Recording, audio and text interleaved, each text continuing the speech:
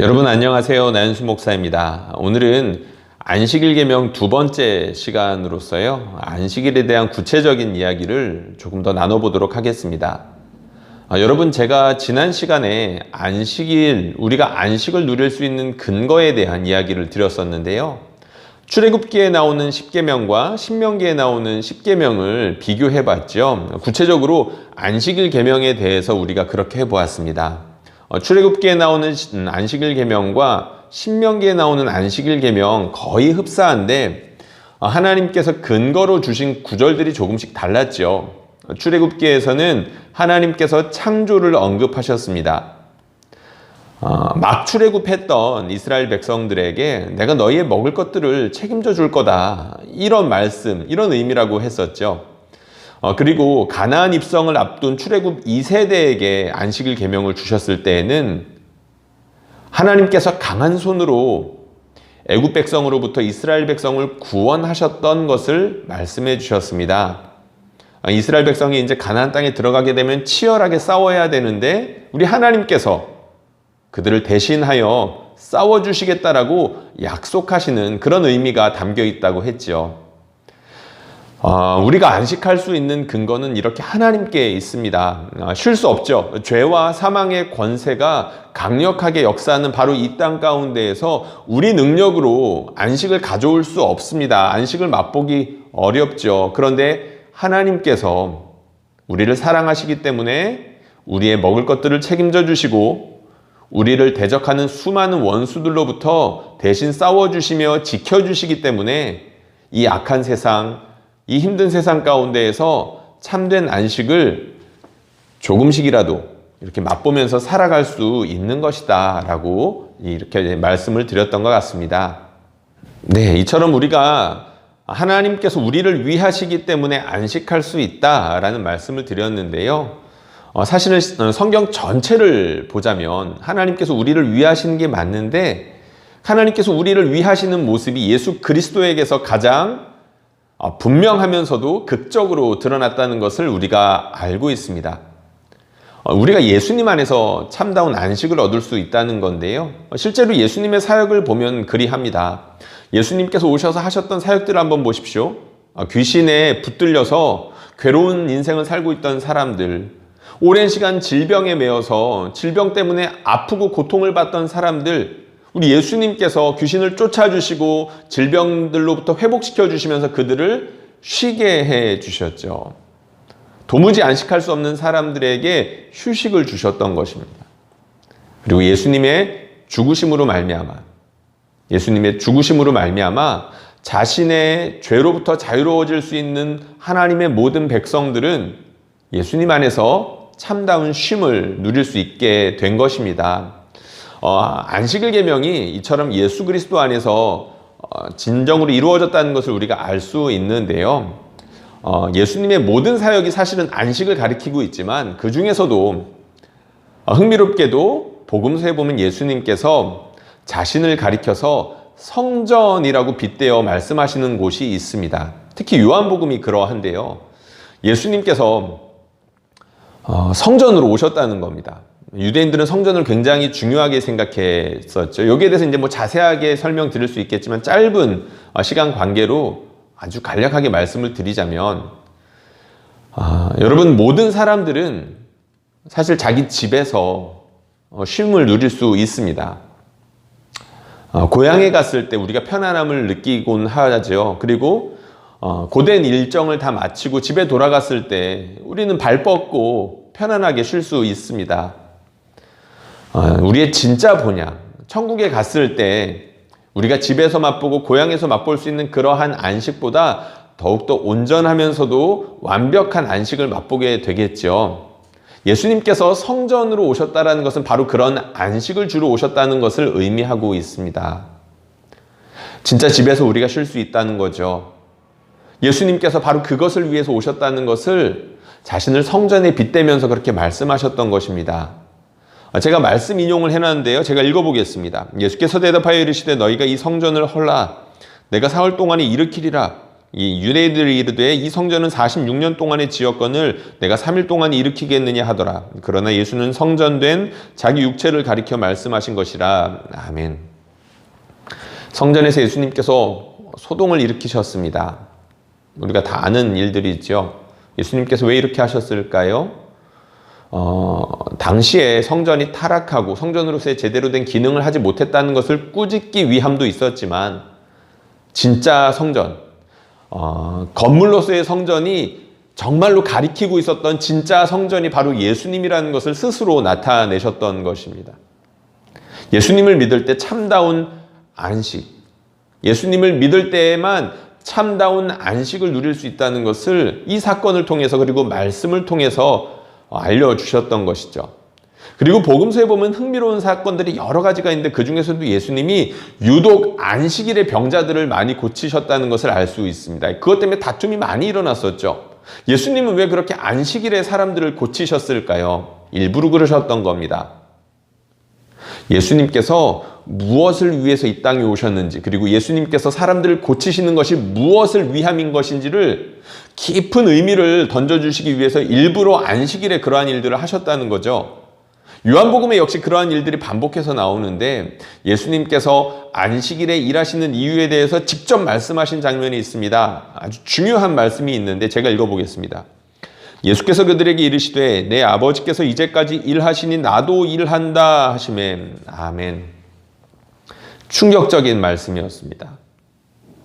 이게 왜 충격이었을까요? 하나님은 일곱째 날에 쉬시지 않았습니까? 근데 예수님께서 안식일에 일하시면서 하나님께서 일곱째 날에 지금 일하고 계신다라고 말씀하셨기 때문입니다. 물론 더 충격적인 것은 하나님을 자기 아버지라고 그렇게 말씀하셨기 때문이죠. 내 아버지께서 일하신다는 겁니다. 일곱째 날에도 이상하죠. 하나님은 일곱째 날에 분명 쉬셨다고 하셨으니까요. 예수님이 거짓말 하셨을 리는 없고요. 왜 아버지께서 일곱째 날에 일한다고 말씀하셨을까요? 우리가 창조의 의미를 다시 한번 돌이켜 생각해 봐야 합니다. 하나님께서 이 세상을 지으셨을 때 온전하게 만드셨습니다.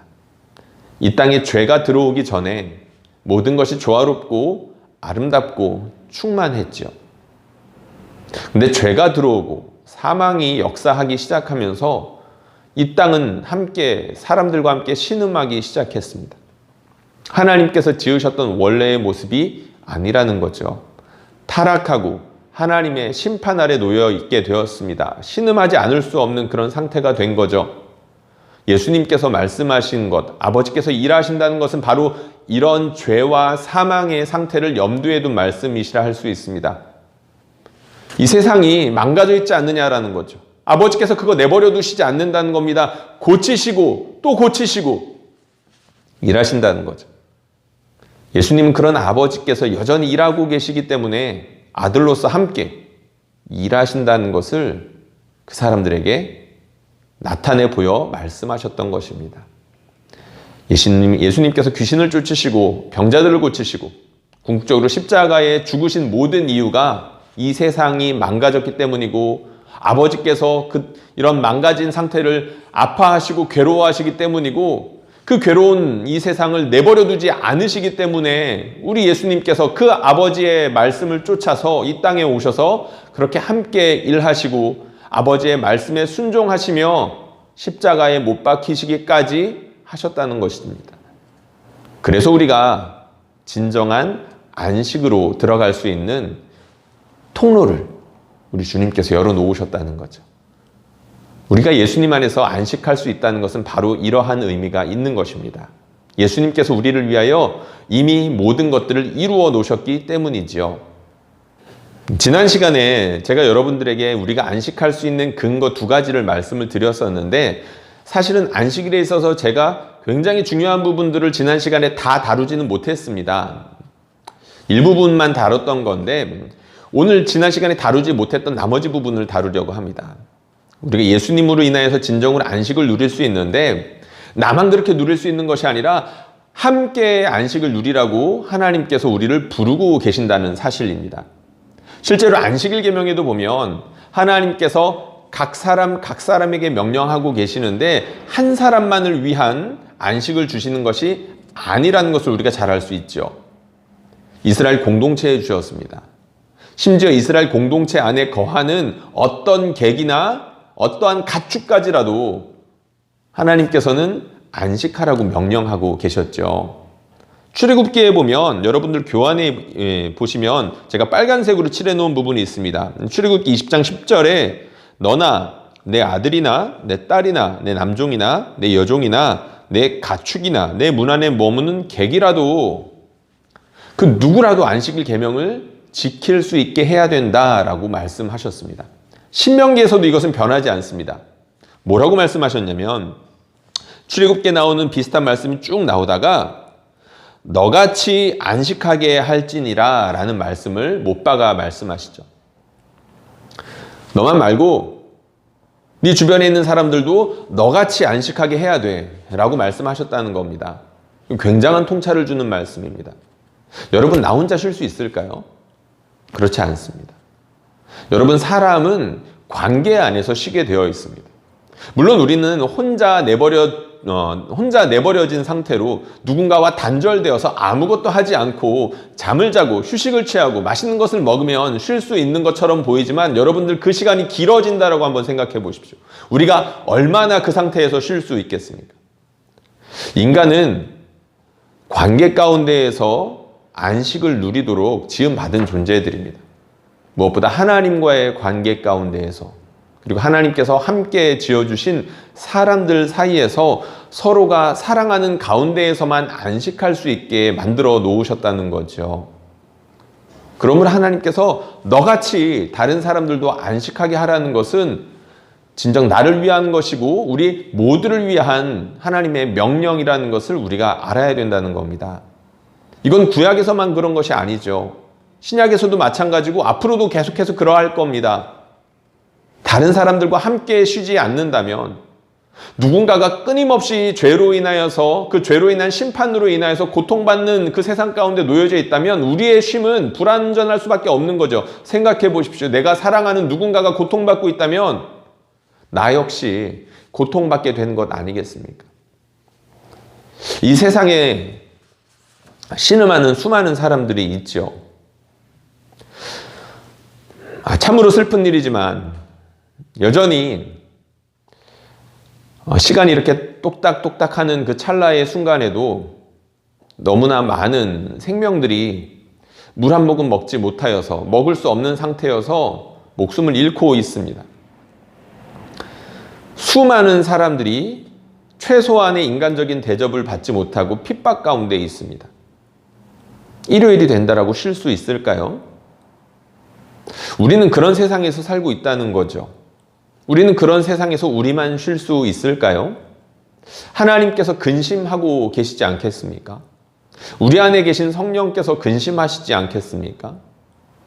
하나님께서 너 말고 너뿐만 아니라 너같이 너 주변에 있는 사람들도 함께 쉬게 하라고 말씀하신 것은 우리 하나님도 쉬셔야 하고 나도 쉬어야 되고 하나님께서 만드신 이 피조 세계가 함께 쉬는 것을 간절히 고대하시기 때문입니다. 안식일 가운데에서 이것을 일부 맛보게 하시면서 우리가 바라보는 천국이 어떤 곳인지, 하나님께서 우리에게 명령하시는 안식의 궁극적인 목적이 어떤 것인지를 이 계명을 통해서 바라보게 하신 것이고 조금씩이라도 실현되기를 간절히 바라셨던 것이죠. 우리는 함께 안식일을 지키라고 부름받았습니다. 그리고 안식일이 가지고 있는 중요한 의미가 있습니다. 하나님을 사랑하는 계명과 그리고 이웃을 사랑하는 계명들 사이에 이 안식일 계명이 놓여 있다는 것입니다. 우리는 죄와 심판이 여전히 지배하고 있는 그런 세상 가운데 살고 있지요. 그런데 우리가 믿음으로 말미암아 예수님 안에서 참다운 안식을 누릴 수가 있는데 그것도 완벽한 안식은 아닙니다. 일부 누리는 것이라고 계속해서 반복해서 말씀을 드리고 있지요. 우리가 일주일에 하루 시간을 떼어서 안식을 그렇게 맛보고 있는데 그렇게 일주일에 하루 시간을 떼어서 온전히 하나님께 집중함으로 우리는 하나님 사랑 계명을 지킬 수 있는 것입니다. 물론 그날만 지키는 것은 아니겠죠. 그날 그렇게 집중하면서 나머지 일주일도 하나님 사랑하라는 그런 계명에 더욱더 헌신할 수 있다는 겁니다. 그리고 5계명부터 이어지는 이웃을 사랑하는 계명 어떨까요? 우리가 안식하며 충분히 하나님을 바라보는 가운데 내 자신이 안식을 얻지 못하면, 그러니까 내 마음에 여유를 만들지 못한다면 누군가를 품을 수 있는 마음을 어떻게 만들 수 있겠습니까?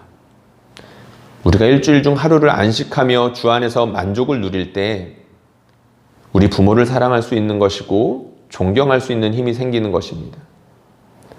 그리고 살인하지 말라는 계명, 생명을 존중하라는 그런 계명인데요. 다른 사람의 생명을 존중할 수 있는 것이고 다른 사람의 재물을 존중할 수 있는 것이고 이런 식으로 다른 이웃을 사랑할 수 있는 단계까지 나아갈 수 있게 하는 그런 힘의 원천이 안식일 계명으로부터 나온다는 것을 우리가 알아야 된다는 거죠.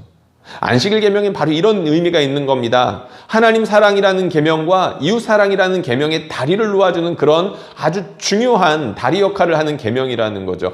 또한 힘의 원천이 되기도 합니다. 하루 쉬면서 우리가 온전히 믿음과 용기로 우리의 일을 멈추면서 오직 하나님으로부터만 오는 그 안식을 맛볼 수 있는 것이고 장차 오게 될 영원한 안식에 대해서 구체적으로 소망할 수 있게 되는 것인데, 그것이 나만 그렇게 되는 것이 아니라 다른 사람들과 함께 그것을 누리게 될 때에 진짜 천국이란 이런 것이구나 라는 것들을 구체적으로 조금씩 맛보며 소망할 수 있는 날이 바로 안식일, 그리고 안식일 계명을 지키는 것이 된다는 거죠. 이 의미에 대해서 잘 알았던 우리 믿음의 선배들, 여러 문서를 통해서 안식일 계명을 어떻게 지켜라 라는 것들이 잘 나와 있습니다. 우리 장로교 헌법에도 안식일을 어떻게 지켜야 되는지, 예배 모범에 대해서도 보면 우리가 안식일을 어떻게, 그러니까 주일을 어떻게 지켜야 되는지 구체적인 그런 예들을 보여주고 있는데 꽤나 은혜롭습니다. 여러분들 기회가 되시면 한번 여러분들 우리 예배 모범을 한번 보시면 좋겠는데요. 지금은 시간 관계상 다 할 수는 없습니다. 대신에 이런 정도는 말씀드릴 수 있을 것 같습니다. 일주일 중에 평소보다 더 많이 하나님께 예배해야 되고 말씀에 집중해야 된다라는 그런 권고들이 있고요. 그리고 아픈 사람들, 낙심한 사람들을 돌아보아야 된다. 물론 다른 날에도 해야 되겠지만 주일에 특히 더 그런 것에 힘써야 된다라고 권면하고 있습니다. 안식일 계명의 의미, 어떤 것인지를 잘 보여주는 것이고 제대로 적용한 것이라고 할 수가 있겠죠. 제가 여러분 교환에 몇 가지 예들을 들어놨습니다. 이웃을 사랑하기 위한 시간에 1, 2, 3번을 적어 놓았는데요. 입시에 치이는 학생과 취업에 쫓기는 청년. 일주일에 하루 쉰다고 해서 안식 누릴 수 있을까요? 입시 때문에 너무 쫓겨서 그 주일에 쉬는 것이 쉽지 않을 겁니다. 일해야지 사람답게 살 수 있는데 오랜 시간 일을 하지 못하고 취업에 쫓기는 청년들. 그 마음에 안식 얻을 수 있을까요? 혼자의 힘으로는 어려울 것입니다. 두 번째, 효율과 경쟁에 압박받는 노동자. 여러분들 이 강의를 듣는 분들 중에 일자리가 그야말로 파리 목숨인 것처럼 간당간당 하신 분들이 계실 겁니다. 비정규직이 넘쳐나는 세상이지요. 온전히 자기가 일할 수 있는 권리를 보장해 주는 곳이 사실은 별로 없습니다.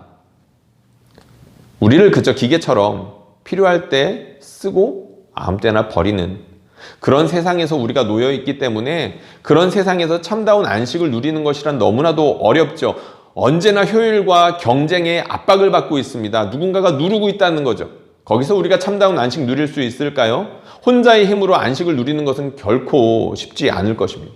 세 번째, 차별과 소외와 우울로 인하여 고통받는 사람들, 특별히 여성과 노인을 중심으로 라고 써놓았습니다.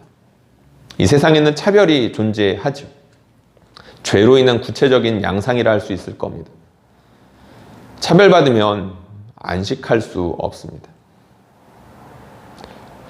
고통스럽습니다. 혼자 있어도 안식할 수 없다 그랬죠. 우울함에 밀려옵니다. 같이 잘 지내지 못하면 우울할 수밖에 없습니다. 특히 우리 노인분들. 평생 고생하고 홀로 남겨졌을 때 인생의 공허함을 얼마나 강하게 느낄까요? 구체적인 수치들을 들 수도 있겠지만 많이들 아실 겁니다. 우리나라의 노인 빈곤과 노인 자살의 비율이 세계에서도 가장 높은 비율이라고 하죠. 쉴 수 없기 때문입니다. 그 마음이 쉼을 누리지 못하기 때문이죠. 하나님께서 우리에게 안식을 계명을 주셨는데 너같이 그들도 안식하게 하라라고 하나님께서 명령하셨습니다. 우리가 고민해 볼 부분이 많겠죠. 우리 주변에 쉬지 못하는 사람들 생각해 보아야 합니다. 끊임없이 생각해 보고 그런 분들이 마음의 안식을 누릴 수 있도록 그분들이 예수 그리스도를 붙잡고 주 안에서 이 땅에서 정말로 조금의 안식이라도 맛보며 영원한 천국을 소망할 수 있게끔 우리가 해야 될 일들이 많이 있다는 거죠. 예수님께서 내 아버지께서 일하시니 나도 일한다라고 말씀하셨던 것처럼 내 안에 계신 예수님께서 그들을 위하여 일하시고 계시기 때문에 우리는 멈출 수 없는 겁니다. 우리 주변에 여전히 쉬지 못하는 사람들이 있기 때문이죠. 우리 하나님께서 그들 때문에 신음하고 계시기 때문에 우리도 역시 신음할 수밖에 없는 것입니다. 그들의 안식을 위해서 말이죠. 교환 뒷장에 보시면 5번 안식일을 위한 구체적인 제언 이렇게 제가 크게 두 가지를 써놨는데요. 첫 번째가 주일 예배를 거룩하게 지키는 것이라고 써놓았습니다. 주일 예배를 거룩하게 지키기 위해서 우리는 주일 예배를 정성껏 준비해야 합니다. 우리가 진짜 안식을 누리기 위해서는 예배를 잘 드려야 되는데 물론 우리의 일상이 예배이고 그리고 우리의 모든 것이 예배가 되어야 되겠지만 구체적으로 주일에 드리는 그 공적인 예배부터 잘 드려야 합니다. 이 공적인 예배가 삶의 예배로 이어지는 것이고 삶의 예배가 다시금 공적인 예배로 선순환되게끔 우리가 살아야 되는 것이죠. 그 첫 단추가 바로 공적인 예배를 잘 드리는 겁니다. 근데 잘 준비해야 되죠. 이 부분이 많이 약화되었습니다. 실제로 소요리 문답이나 대유리 문답들을 보면 주일을 어떻게 지켜야 되는지에 대해서 굉장히 꼼꼼하게 가르치고 있습니다. 물론 장로교 교리이기 때문에 더 그러한 면이 없지 않아 있기는 합니다. 그렇지만 굉장히 중요한 전통이고 소중한 전통이라 할 수 있겠습니다. 옛날 이야기인 것 같지만 주일을 지키기 위해서 우리의 부모님 세대들, 우리의 할머니, 할아버지 세대들이 어떻게 했습니까? 헌금을 준비하는 것부터 그리고 주일 말씀을 듣기 전부터 우리가 무엇을 했는지 우리는 기억해야 돼야 합니다. 우리가 주보 이렇게 나가죠. 주보 나가는데 우리가 이틀 전에 며칠 전에 이렇게 주보를 드리는 이유가 있습니다. 먼저 우리가 성경 말씀들을 미리 본문을 살펴보고 묵상하는 이유도 있고요. 그리고 예배를 섬기는 사람들을 위해서 함께 기도해 주는 이유도 있습니다. 그리고 이제 교회 여러 가지 소식들을 살피면서 우리가 그것에 이제 함께 참여하기도 하고 함께 도와야 될 것들을 확인하기도 하고 그런 작업들을 하는 거죠. 여러 가지 이유가 있습니다. 어쨌든 우리가 주일 예배 잘 지키기 위해서 준비해야 합니다. 최소한 토요일에 최소한 예배 드리기 하루 전이라도 우리의 몸과 마음을 정돈할 필요가 있겠죠. 토요일에 밤늦게까지 놀고 집에 들어와서 정말 피곤한 몸과 마음으로 예배를 드리는 것, 안식하기 어려운 자세라고 할 수 있을 겁니다. 그리고 예배 드리는 그 순간 집중해서 예배해야죠. 예배 시간마다 조는 사람이 있습니다. 아마 이 강의 영상을 보시는 분들 중에도 있을지 모르겠습니다. 습관이라는 거 잘 아시죠? 우리 예배 시간에 집중해서 예배할 때 진짜 안식을 맛볼 수 있습니다. 하나님 말씀을 집중해서 들을 때에 그리고 집중해서 찬양하고 기도에 빠져들 때에 우리가 하나님 안에서 우리가 하나님께 이렇게 큰 복을 받고 있구나. 바로 그것을 우리가 경험할 때 참다운 안식으로 들어갈 수 있다는 거죠. 그리고 두 번째 감사와 죄고백, 물질을 나눔에 대해서 이야기를 했는데요. 함께 안식을 누려야 된다라고 말씀을 드렸죠. 바로 그 일환으로 구체적인 제언을 한 겁니다. 우리가 감사 고백할 때 하나님께서 나에게 이런 복을 주셨어 라고 노트에 적고 표현할 때 그게 얼마나 나의 삶을 풍성하게 하는지 많은 사람들이 경험하고 있습니다. 우리가 10,000가지 이유 적고 있죠. 제가 신방을 요즘에 다니면서 그 이야기들을 종종 듣습니다. 제가 10,000가지 이유 쓰면서 이 힘든 코로나 시기를 버텼던 것 같아요. 아름다운 고백입니다. 우리는 분명 하나님께서 주시는 많은 복들을 가지고 살아가는데 표현하면서 그것이 어떤 복인지를 더 알아가게 되는 겁니다. 그리고 그것이 노트에만 적혀 있는 것으로 멈추는 것이 아니라 다른 사람들과 나누게 될 때 내 안에 있는 성령이 감동하며 그리고 그것을 듣는 사람들 역시 감동하며 하나님께서 우리 안에서 이렇게 역사하시는구나, 감사가 더 풍성하게 되겠죠. 죄 고백 역시 비슷한 차원이 있습니다. 우리가 죄인인 거 다 알죠. 믿는 사람들은 자기가 죄인인 거 다 압니다. 그런데 구체적으로 고백할 때에 능력이 나타납니다. 내가 죄인인데 주중에 이런 나쁜 생각을 한 것 같아. 그리고 주중에 내가 해서는 안 되는 이런 행동을 했었어. 이런 고백 누구한테 아무나 한테 하기 힘들죠. 신뢰하는 나의 가족이나 사랑하는 우리 성도들한테 나눌 수 있을 겁니다. 많은 사람한테는 할 수 없겠죠. 근데 이런 구체적인 죄 고백으로 인하여서 우리는 내가 용납받는구나. 내가 죄인이지만 하나님께 용납받고 하나님께서 사랑하시는 이 가족들, 하나님께서 사랑하시는 이 성도들 사이에서 내가 용납받고 있구나라는 것을 느낄 수 있습니다. 그리고 우리가 누군가한테 이렇게 용납받을 때 진짜 안식을 누리게 되는 겁니다. 여러분, 제가 집에 들어갈 때 우리 자녀들은 아직까지는 저를 많이 기쁘게 맞아줍니다. 문을 열고 들어가는 순간 번호키를 이제 누르고 들어가면 제가 이제 번호를 누르는 그 속도가 있는지 아이들이 그 번호만 누르는 것만 들어도 누가 들어오는지 알더라고요. 제가 번호를 누르는 순간 아빠다! 아빠 안녕히 다녀오셨어요? 등등 여러 인사들을 해줍니다. 집에 들어가면 우리가 편안함을 느낀다고 하죠. 우리 아이들은 제가 오는 것만으로도 기뻐합니다. 제가 고위직 공무원이 아니더라도 돈을 많이 버는 부자가 아니더라도 그냥 제가 아빠이기 때문에 좋아해 줍니다. 그래서 저는 우리 아이들을 볼 때마다 우리 아이들 안에서 쉼을 얻습니다. 제 아내도 마찬가지겠죠. 제가 만약에 목사이기 때문에 그런 것에 대해서 불편해 한다거나 제가 벌어오는 수입에 대해서 불만을 가지고 있다면 아내나 저나 아내와 제 사이 가운데서 서로가 쉬지 못하지 않겠습니까?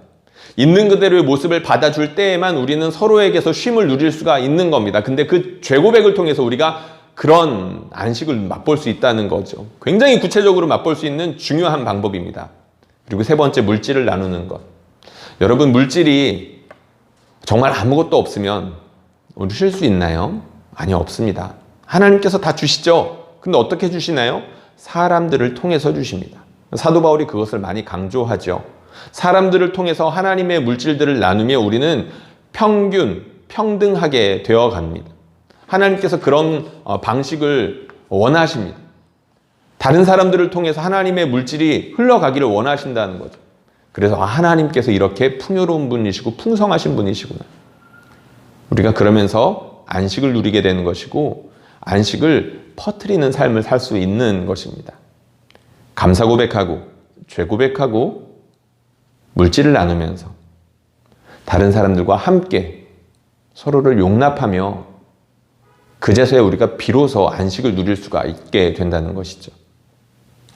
마지막 결론 부분에 대해서 제가 조금은 길게 써놓았는데요. 여러분들도 제가 읽는 거에 맞춰서 한번 같이 읽어봐 주시면 더 도움이 될 것 같습니다. 제가 읽겠습니다. 우리가 죄악이 넘치는 세상에 살면서 안식을 누릴 수 있는 이유는 하나님께서 우리를 위하시기 때문입니다. 예수님께서 이 땅에 사람의 몸을 입고 오셔서 보여주신 모든 일들은 바로 하나님께서 우리를 위하여 어떤 일들을 행하시는지에 대한 내용이었습니다. 하나님의 통치로 인한 치유와 회복.